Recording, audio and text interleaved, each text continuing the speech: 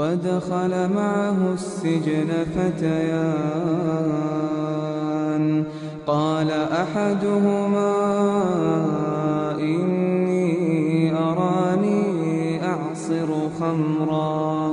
وقال الآخر إني أراني أحمل فوق رأسي خبزا تأكل الطير منه نبئنا بتأويله إنا نراك من المحسنين قال لا يأتيكما طعام ترزقانه إلا نبأتكما بتأويله قبل أن يأتيكما ذلكما مما علمني ربي إني تركت ملة قوم لا يؤمنون بالله وهم بالآخرة هم كافرون واتبعت ملة آبائي إبراهيم وإسحاق ويعقوب ما كان لنا أن نشرك بالله من شيء ذلك من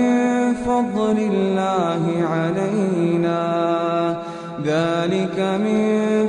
الله علينا وعلى الناس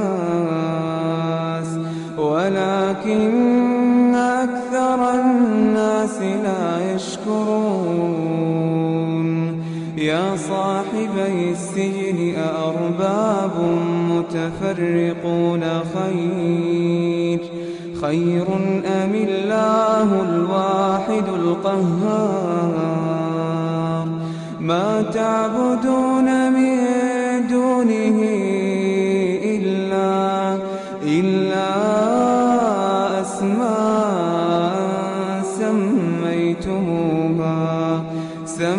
سميتموها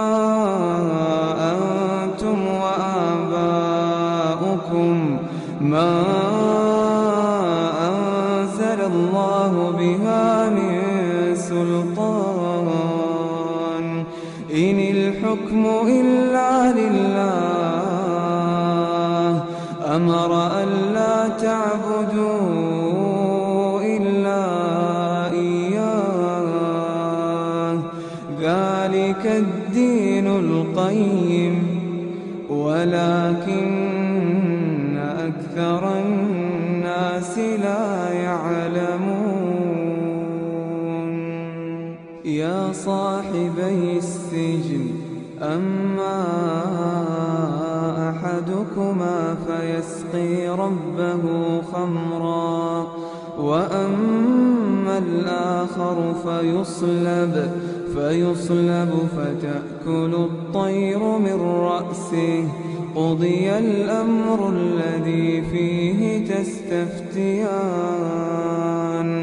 وقال للذي ظن أنه ناج منهما اذكرني عند ربك فأنساه الشيطان ذكر ربه فلبث في السجن بضع سنين